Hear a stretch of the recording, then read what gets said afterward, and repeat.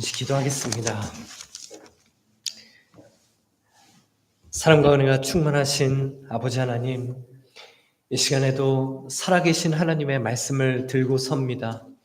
전하는 자의 모든 것을 십자가의 능력으로 또 주님 안에 모든 것을 덮으시고, 이 말씀이 이 시간 저희들의 마음밭에 떨어져 30배, 60배, 100배의 놀라운 말씀의 열매를 맺으며 살아가는 저희 모두 되게 하여 주시옵소서. 성령님께서 역사하여 주실 줄 믿사오며 살아계신 예수 그리스도의 이름으로 기도합니다. 아멘. 오늘은 이런 질문을 좀 함께 생각해 보면서 말씀을 시작해 보고자 합니다. 지난 한 주간 평안하셨습니까? 정말 평안하셨나요? 아마도 지난 한 주간 일상 가운데 아니면 가정이나 직장이나 어떤 별탈 없이 지내셨다면, 큰 어려움이 없이 지냈다면 내가 어느 정도 평안한 것 같다라고 생각을 하실 겁니다. 그런데 만약 힘들고 어려운 일이 있었거나 뭔가 틀어졌거나 아니면 내 마음에 참 힘든 문제가 있었다면 내가 평안하지 못한 것 같다라고 생각을 하실 수 있을 겁니다. 예수님을 믿고 사는 우리들은 평안하기를 간절히 원합니다. 그리고 평안한 삶을 간절히 추구하죠. 하지만 이 평안을 깨트리는 문제들이 있습니다.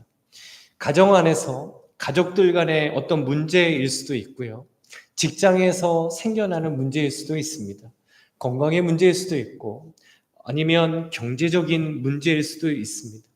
어쩌면 인간관계에서 오는 문제라는 것은 늘 우리에게서 떠나지 않는 것 같습니다.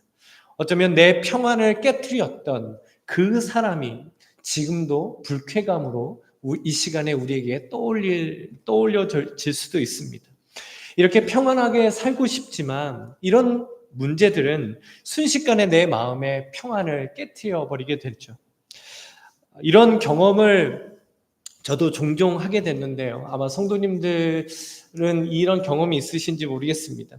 예배를 드리면서 정말 내가 은혜 충만하고 건들기만 해도 찬양이 나오고 정말 감격적인 말씀의 은혜를 받아서 내 마음이 정말 평안해졌습니다. 그런데 예배를 마치고 딱 집에 돌아가는 길에 갑자기 옆에서 정말 매너 없는 차가 확 끼어드는 거죠. 거의 사고가 날 뻔합니다. 그러면 그때 우리 입에서는 어떤 말이 나올까요? 어떻습니까? 평안한 마음을 가진 그리스도인으로서 은혜로운 말이 나올까요? 아니면 욱하면서 막 거친 말들이 나오겠습니까?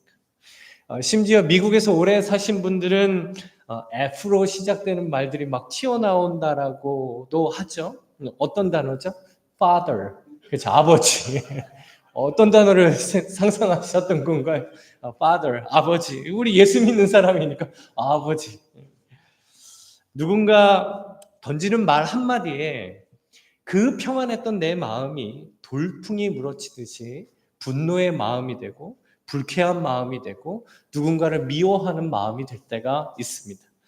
그러면 그 깨어진 평안 때문에 우리는 더 괴로워지죠. 더 힘들어집니다. 정말 나는 평안한 그리스도인으로 살고 싶은데 이렇게 나의 평안함을 깨트리는 인생의 문제가 늘 존재합니다. 우리는 이런 문제에서 자유할 수가 없고, 그리고 누구라도 문제가 없는 인생은 없습니다. 하지만 하나님을 믿는 성도에게는 놀라운 역설적인 능력을 우리에게 주셨습니다. 바로 평안을 깨트리기에 너무나 충분한 삶의 문제가 있는데 그 문제를 오히려 깨트리는 평안을 하나님께서 우리에게 주신 것입니다. 그렇다고 해서요, 내 삶에 어떤 문제와 나에게 스트레스를 주는 모든 게 사라진다라는 그런 의미가 아닙니다. 여전히 삶에 여러 가지 문제가 있을 수 있습니다. 일상에서 나에게 스트레스를 주는 그런 많은 문제와 대상과 일들이 존재합니다. 하지만 그 문제와 스트레스 앞에서도 평안을 누리게 되는 그 은혜를 하나님께서 우리에게 주셨다라는 겁니다. 오늘 본문인 시편 131편의 저자는 다윗입니다. 다윗이라는 인물을 가만히 보면 평안을 깨트리는 문제가 너무나 많았던 사람이죠. 그의 일상을 보면 물맷돌로 골리앗을 쓰러뜨렸던 그 순간을 제외하고는 그의 인생 전체가 평안을 깨트리는 문제라고 해도 과언이 아닙니다. 사울 왕은 자신을 죽이려고 하죠. 그 시기심 때문에 다윗은 20년이 넘도록 도망자로 살아야만 했습니다. 왕이 되었지만 아들이 반역을 일으키죠. 그 아들을 피해 도망을 가야 하는 신세가 되었습니다. 평생을 믿었던 신하로부터 배신을 당했던 인물이죠. 어쩌면 가장 평안하기 힘들었던 인물 중에 한 사람이 다윗이라고 생각이 됩니다. 그런데 다윗은 자신에게 있었던 그 문제를 깨트리는 평안으로 있었던 그 문제조차 어찌할 수 없는 그 평안으로 지금 하나님을 찬양하고 있는 것이죠. 그렇다면 다윗이 누렸던 이 문제를 깨트려버리는 평안은 언제 누리게 되는 평안이겠습니까? 이 평안이 언제 우리에게 찾아오게 되는 것일까요? 첫 번째는 문제를 깨트리는 평안은 하나님 앞에 겸손할 때 찾아오는 평안입니다. 우리 1절 말씀을 다시 보시면 여호와여 내 마음이 교만하지 아니하고 내 눈이 오만하지 아니하오며 내가 큰 일과 감당하지 못할 놀라운 일을 하려고 힘쓰지 아니하나이다. 다윗은 지금 하나님께 내가 세 가지를 하지 않겠습니다라고 하죠. 첫 번째는 내 마음이 교만하지 않겠습니다. 두 번째는 내 눈이 오만하지 않겠습니다라고 합니다. 여기서 이 오만하다라는 원어적인 단어의 뜻을 보면 스스로 높이다라는 뜻입니다. 그런데 이 단어에요 아주 생소한 뜻이 있습니다. 벌레가 먹어 썩다라는 뜻입니다.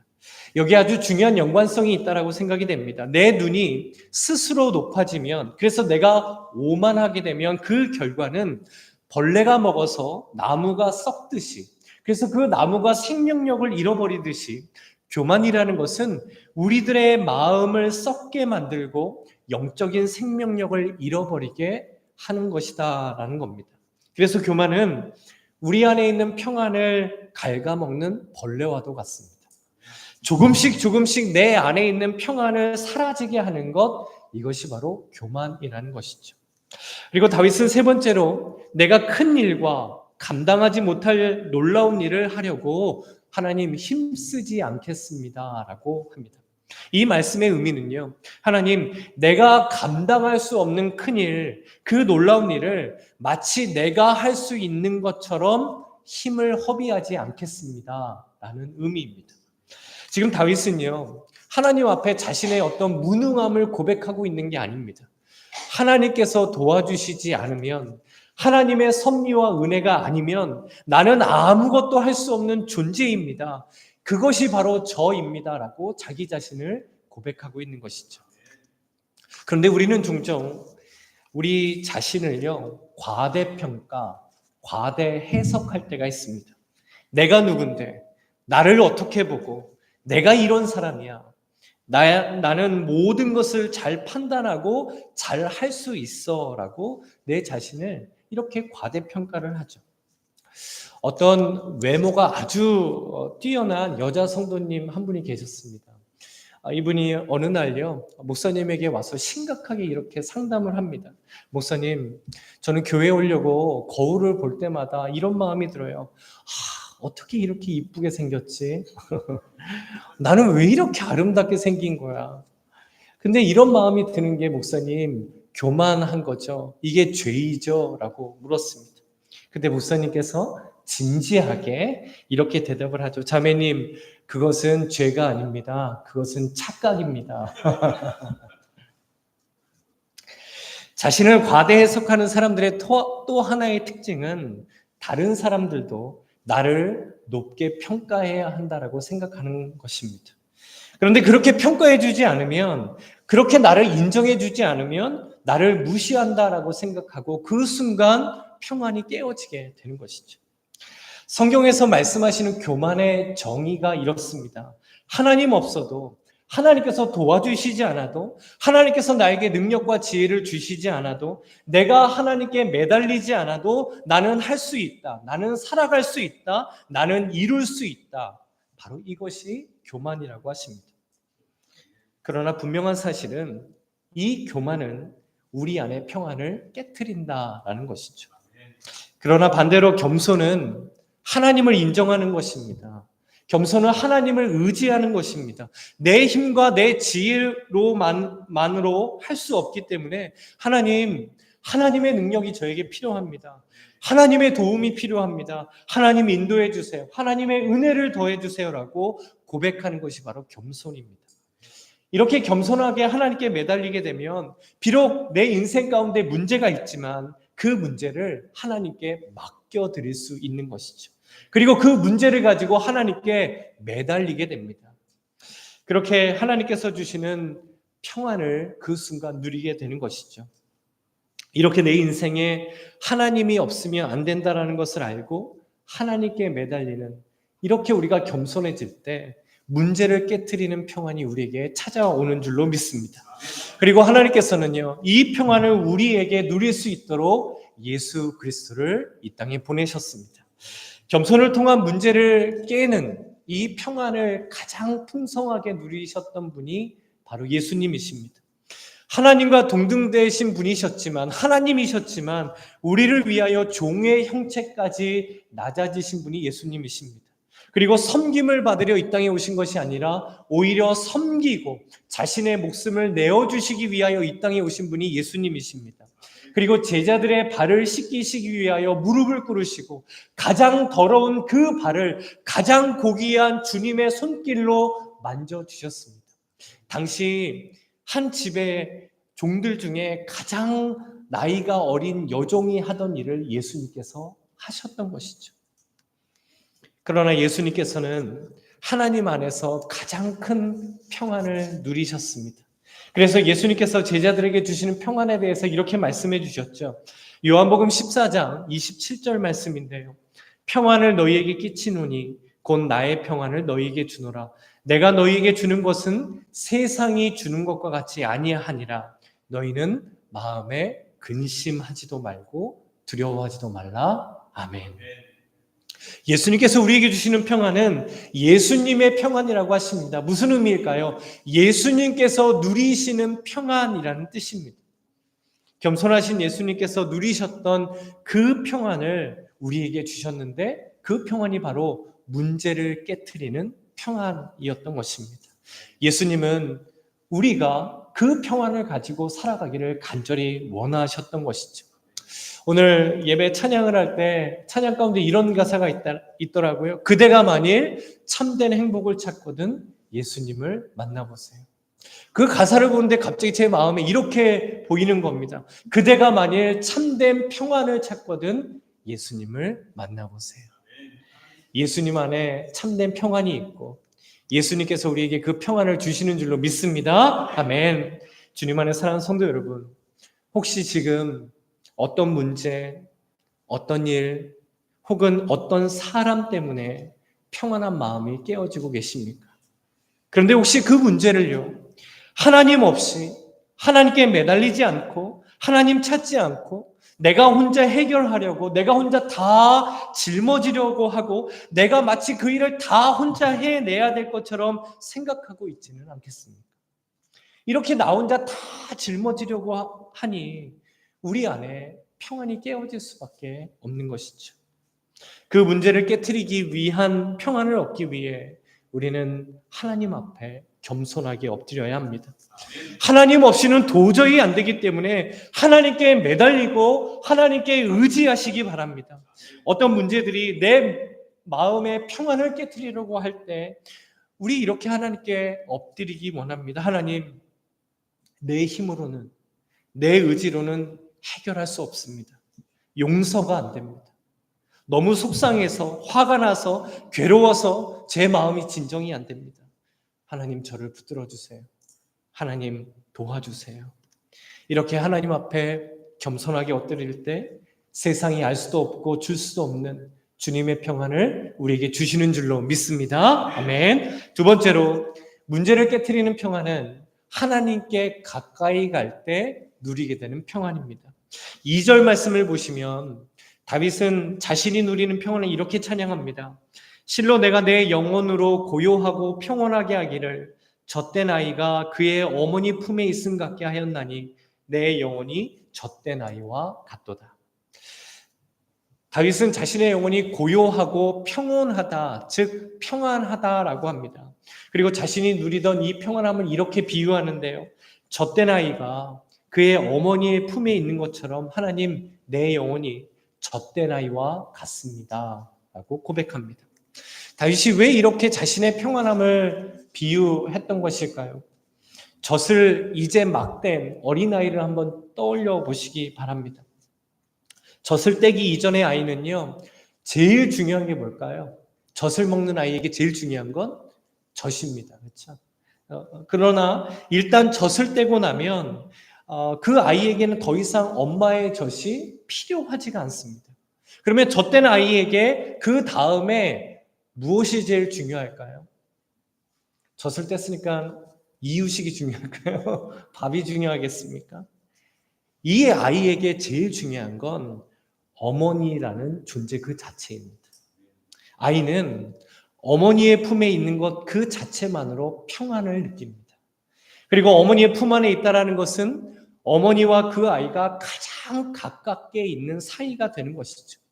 결국 다윗이 자신의 영혼을 이렇게 비유한 이유는 지금 자기가 누리는 평안은 하나님과 가장 가깝게 있기 때문에 내가 이런 평안을 누리고 있습니다라고 고백하고 있는 것입니다. 우리는 여기서 문제를 깨트리는 평안에 대한 중요한 영적인 원리를 깨닫게 됩니다. 우리가 누리는 평안은 어떤 외부 환경이나 어떤 문제의 해결을 통해 찾아오는 것이 아닙니다. 그런 평안은 잠시 잠깐 우리에게 안도감을 줄 수는 있겠지만 진정한 영혼의 평온함을 줄 수는 없습니다. 젖된 아이에게 어머니가 가장 중요하듯이 성도에게는 하나님이 가장 중요한 줄로 믿습니다. 그래서 하나님과 나의 관계가 가까워지면 가까워질수록 우리는 내 인생의 문제를 깨트리는 평안을 누릴 수 있는 것이죠. 미국의 부흥을 주도했던, 그래서 수백만 사람들에게 감동을 주었던 D.L. 무디라는 목사님을 잘 알고 계실 것입니다. 그런데 이 목사님에게요, 이 구원에 감동을 주었던 한 사람이 있었습니다. 헨리 무어 하우스라는 분인데요. 이분은 16살이 되던 해부터 스스로 도박꾼과 깡패 두목이 되겠다라고 생각하며 그때부터 권총을 가진 인생을 살아갔다라고 합니다. 자신의 인생은 완전히 망가졌다라고 비관하며 살던 그때 친구를 따라가 듣게 된 설교를 통해 예수님을 인격적으로 믿게 됩니다. 그리고 그는 그때부터 복음을 전하는 전도자로서 살아가게 되죠. 그렇다고 해서 이분의 삶이 항상 기쁘고 평안했던 것만은 아닙니다. 어려운 시련도 굉장히 많았고 낙심하고 좌절을 하는 일들도 너무 많았다라고 합니다. 어느 날 풀이 잔뜩 죽은 모습으로 그날도 너무 낙심되고 좌절되어서 어깨가 축 처진 채 집으로 돌아왔습니다. 그런데 거실에서 소아마비가 있는 사랑하는 딸이 휠체어에 앉아서 반갑게 맞아 주었습니다. 그리고 이 딸은 아빠 손에 들려진 봉투를 보면서 아빠 그게 뭐예요? 라고 묻죠. 이거 엄마에게 드릴 거다. 엄마는 어디 있니? 라고 하자 이 딸이 엄마는 2층에 계세요 라고 합니다. 그런데 이 딸이 이런 말을 합니다. 아빠 그 봉투 저에게 주세요. 제가 엄마 가져다 드릴게요. 그러자 헨리하우스는 안 그래도 좀 이렇게 마음이 편치 않았는데 이 말을 들으니까 더욱더 퉁명스러운 마음이 됐습니다. 그래서 그 딸에게 퉁명스럽게 이렇게 말을 해요. 아니 너는 제대로 걸을 수도 없는데 어떻게 이걸 엄마한테 가져다 준다라는 거야. 당연하겠죠.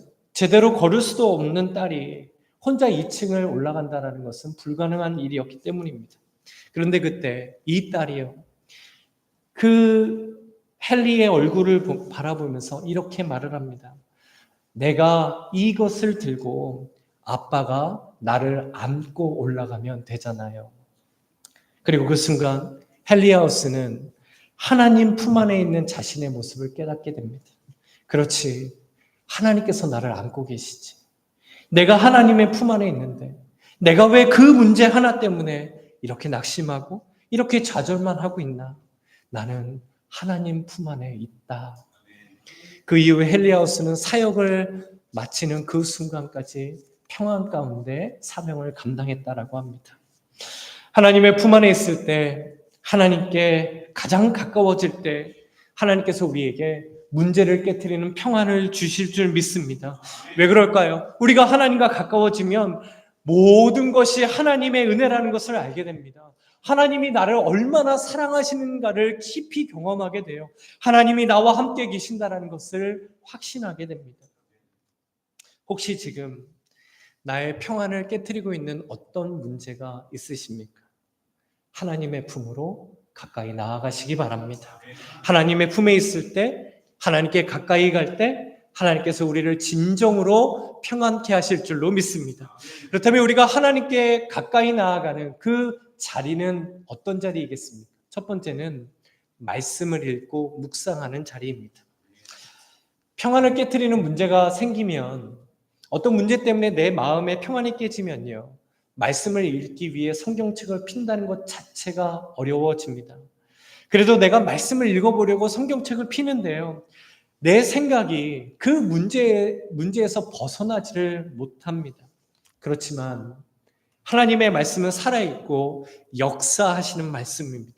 그래서 말씀을 통해 성령님께서 그 문제를 깨트리는 평안을 말씀을 통해 우리에게 주시는 것이죠.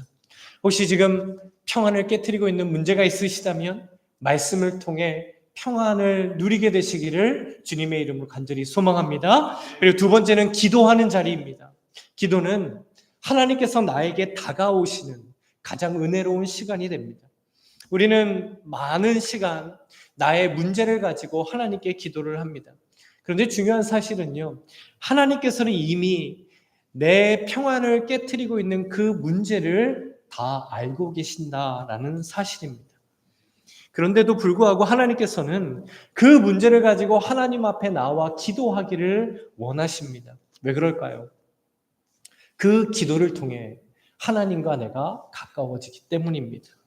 그렇기 때문에 기도를 하기 전에 정말 평안을 깨트리는 문제로 풍랑과 같았던 마음, 너무 복잡했던 마음, 화났던 마음, 속상했던 마음, 무너졌던 마음, 그런 마음들이 기도를 마치고 났는데 상황과 환경은 변한 게 하나도 없는데 말할 수 없는 평안이 밀려오는 것이죠. 이것이 기도의 은혜요, 기도의 능력인 줄로 믿습니다. 그렇기 때문에 기도하는 성도는 하나님과 가까워집니다. 하지만 기도하지 않으면 우리는 하나님과 결코 가까워질 수가 없습니다. 평안을 깨트리는 문제가 있으시다면 가장 먼저 그 문제를 가지고 하나님 앞에 기도하십시오. 그 기도를 통해 하나님께서 주신 놀라운 평안을 누리게 하실 줄로 믿습니다. 그리고 세 번째 자리는 예배하는 자리입니다. 하나님께서는 이 예배의 자리에 임재해 계시는 줄로 믿습니다. 아멘. 그렇기 때문에 예배는 살아계신 하나님을 경험하는 것입니다. 하나님께서 원하시는 것은 영과 진리로 예배하는 참된 예배자를 원하십니다. 그래서 성도에게 이 예배가 생명과 같이 소중한 이유는 이 예배를 통해서 하나님과 우리는 더욱더 가까워지기 때문입니다. 그래서 하나님과의 관계는 이 예배를 통해 드러납니다. 그리고 하나님과의 관계는 이 예배를 통해 결정되어지는 것이죠. 참된 예배자로서 그 어떤 문제도 깨트릴 수 없는 하나님께서 주시는 평안을 이 예배를 통하여 하나님의 임재 가운데 누리게 되시기를 주님의 이름으로 간절히 축복합니다. 아멘. 제가 어렸을 때 한 기억이 있는데요, 선명하게 남아있는 어머니의 모습입니다. 어린 나이에도 불구하고 그때 저희 가정이 참 어려웠던 시기였던 것 같아요. 그래서 경제적으로나 가정적으로 힘든 시기였는데 그때마다 어머니가 이렇게 늘 찬양을 하시는 겁니다. 내 일생 소원은 늘 찬송하면서 주께 더 나아가기 원합니다. 주께 더 나가기 원합니다. 이 찬양의 고백이 지금 우리의 고백이 되기를 간절히 원합니다. 이제 예배를 마치고 돌아가시는 삶의 현장 가운데 하나님께 더 가까이 나아가시기 바랍니다. 하나님의 품보다 평안한 곳은 없습니다. 말씀과 기도와 예배를 통하여 하나님께 가까이 나아감으로 하나님 아버지께서 주시는 이 놀라운 평안을 누리게 되는 저와 성도님들 되시기를 간절히 소망합니다. 그리고 세 번째로 문제를 깨트리는 평안은 하나님을 기대할 때 찾아오는 평안입니다. 3절 말씀을 보시면 이스라엘아 지금부터 영원까지 여호와를 바랄지어다 라고 합니다.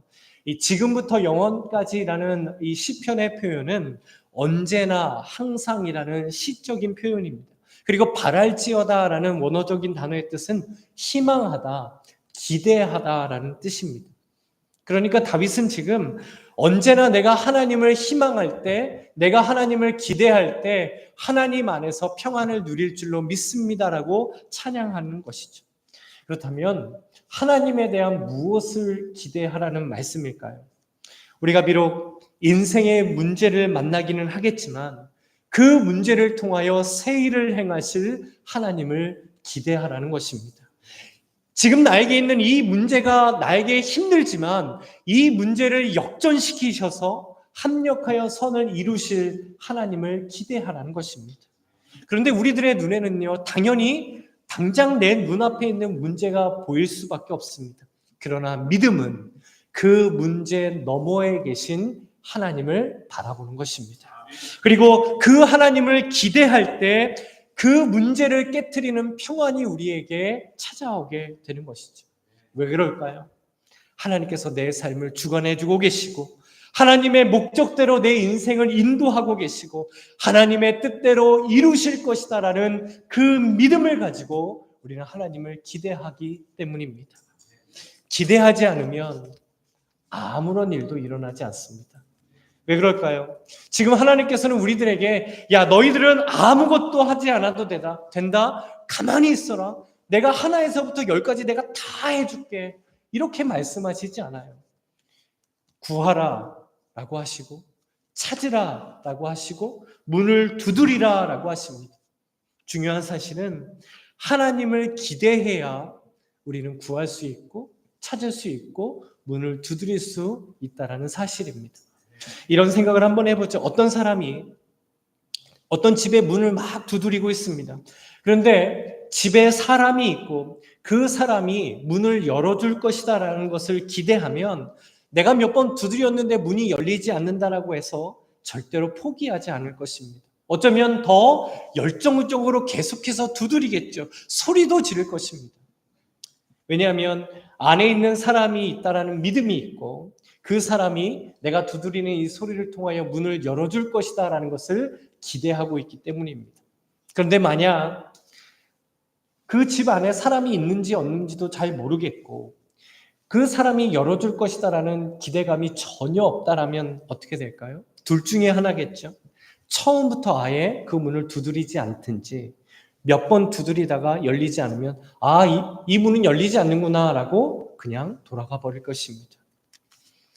우리가 신앙생활 가운데 정말 조심하고 경계해야 할 것이 있습니다. 설마 되겠어? 해도 안 될 것 같은데 내가 보기엔 이거 힘든데 라는 것입니다. 이게 왜 경계해야 되는 마음일까요? 하나님에 대한 기대를 잃어버리게 만들기 때문입니다. 그러면 그 순간부터 우리는 전심을 다하지 않습니다. 희망을 가진 열정도 우리 안에 사라지게 됩니다. 그러나 우리가 하나님에 대한 기대를 가지게 되면 하나님의 일을 위하여 우리가 전심을 다하게 되고 희망을 가진 열정을 다하며 하나님을 섬기고 사랑할 수 있게 되는 것이죠. 예레미야 33장 3절에서 그래서 하나님께서 우리에게 이렇게 약속해 주십니다. 일을 행하시는 여호와, 그것을 만들며 성취하시는 여호와, 그의 이름을 여호와라 하는 이가 이와 같이 이르시도다. 너는 내게 부르짖으라. 내가 내게 응답하겠고 내가 알지 못하는 크고 은밀한 일을 내게 보이리라. 아멘. 우리가 하나님께 부르짖으면 하나님께서 응답하시고 크고 놀라운 일을 보이실 줄로 믿습니다. 우리가 이 기대를 가지고 신앙생활을 해야 합니다. 이 기대를 가지고 자녀들을 위해 기도해야 합니다. 그리고 이 기대를 가지고 우리 가정을 세워가야 합니다. 그리고 하나님을 향한 이 기대를 가지고 직장에서 일을 하시면 하나님께서 크고 놀라운 일을 보이실 줄로 믿습니다. 우리 최 목사님께서요, 평소 기도하시던 제목을 저에게 말씀해 주셨는데 그 기도 제목을 들은 이후부터 저의 기도 제목이 된 것이 있습니다. 우리 주손길교회 성도님들이 계신 직장과 비즈니스가 우리 성도님들 때문에 축복받게 하여 주시옵시고, 우리 성도님들이 그 직장에, 그 비즈니스의 축복의 통로라는 사실을 직장 안에 있는 모든 사람이 알게 해 주십시오 라는 기도 제목입니다. 그래서 그 이후로 성도님들을 위해 기도할 때마다 간절하게 이 기도를 하고 있습니다.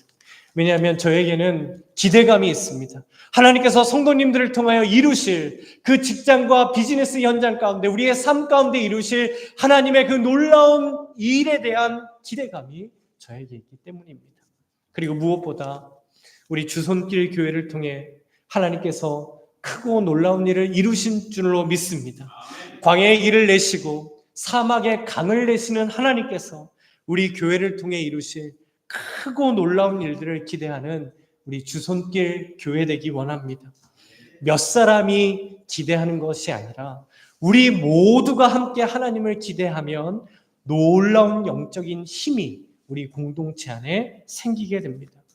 하나님에 대한 기대가 있는 교회는요, 그래서 열정이 있습니다. 기쁨이 있어요. 희망을 가진 섬김과 수고가 있습니다. 우리 주손길 교회가 하나님에 대한 기대가 충만한 주님의 교회인 줄로 믿습니다. 이제 말씀을 맺으며 우리가 함께 한 가지를 결단해 보면 좋겠습니다. 이 예배를 마치고 나가시면 아마 사단은요, 가장 먼저 우리에게 시험을 줄 겁니다. 뭐에 대한 시험일까요? 평안에 대한 시험입니다. 평안에 대한 말씀 들었지? 어디 얼마나 잘하나 보자. 사단이 이런 시험을 줄 겁니다. 그러면 어쩌면 평소 때보다 평안할 수 없는 문제를 더 많이 우리 앞에 보이게 할 수도 있고, 어떤 사람, 어떤 일로 내 감정을 무너뜨리려고 할 것입니다. 평안할 수 없는 문제를 가정과 일터 가운데 아니면 인간관계 가운데 더 많이 보게 만들 수도 있습니다.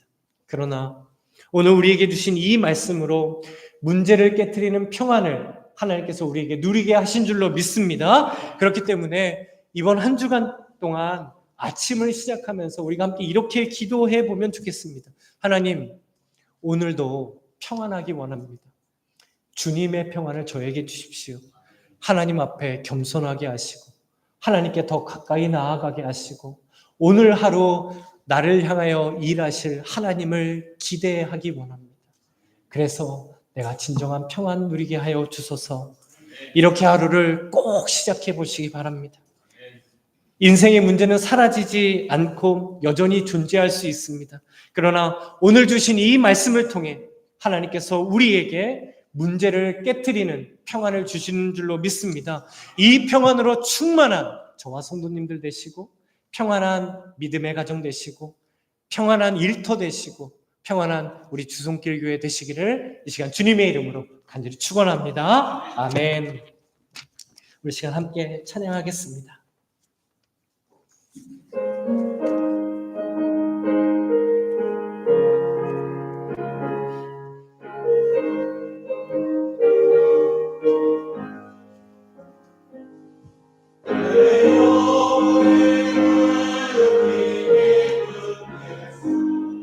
맑은 바람이 울려나네.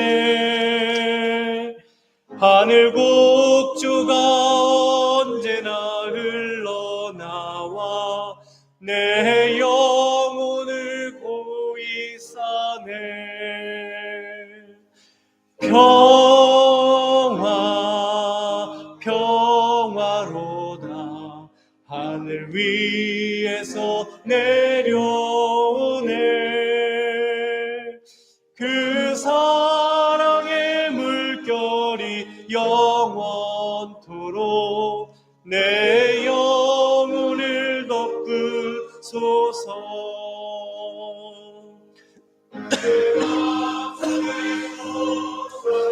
이 평화는 깊이 묻힌 보배로다.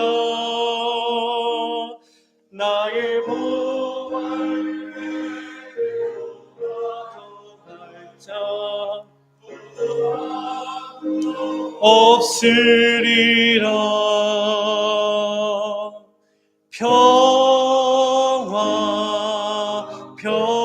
평화로다. 하늘 위에서 내려오네. 그 사랑의 물결이 영원토록 내 영혼을 덮으소서. 내 영혼의 평화가 넘쳐남은 주의 큰 복을 받음이라. 내가 주야로 주님과 함께 있어 내 영혼이 편히 쉬네.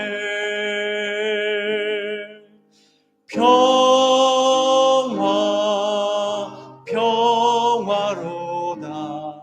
하늘 위에서 내려오네.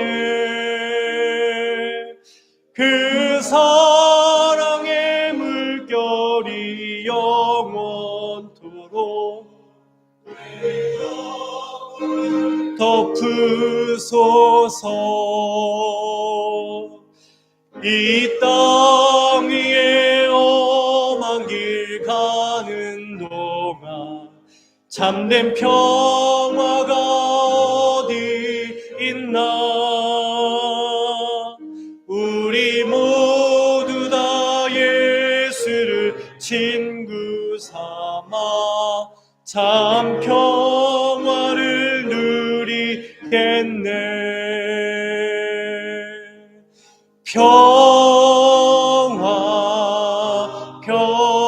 평화로다. 하늘 위에서 내려오네. 그 사랑의 물결이 영원토록 내 영혼을 덮은 평화로다. 하늘 위에서 내려오네.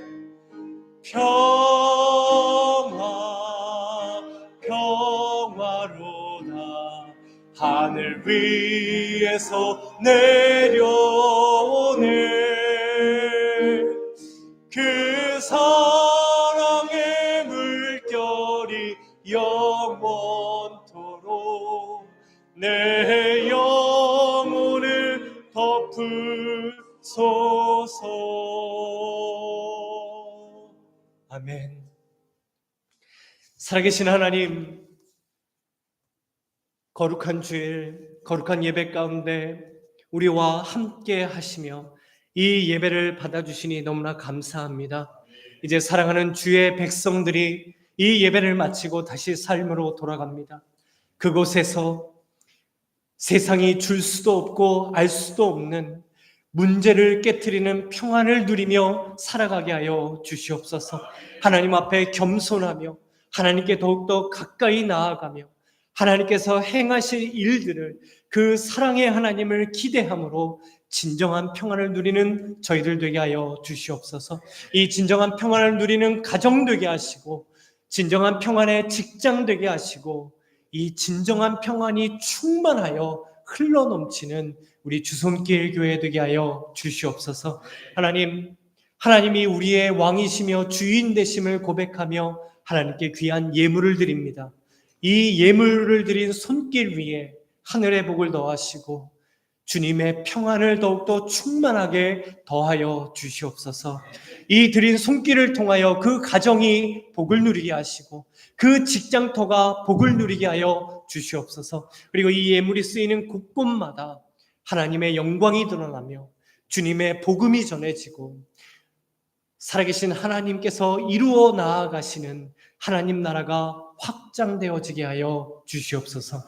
이제는 우리 주 예수 그리스도의 은혜와 살아계신 하나님 아버지의 크신 사랑과 성령 하나님의 위로하심과 교통하심이 세상이 줄 수도 없고 알 수도 없는 문제를 깨트리는 평안을 누리며 살기 소망하는 사랑하는 성도들과 성도들의 가정과 모든 가족들 머리 위에 땀 흘리게 하시는 모든 직장과 비즈니스 가운데 주님께서 핏값으로 세우신 이 교회 위에 이제로부터 영원토록 함께 있을지어다. 아멘.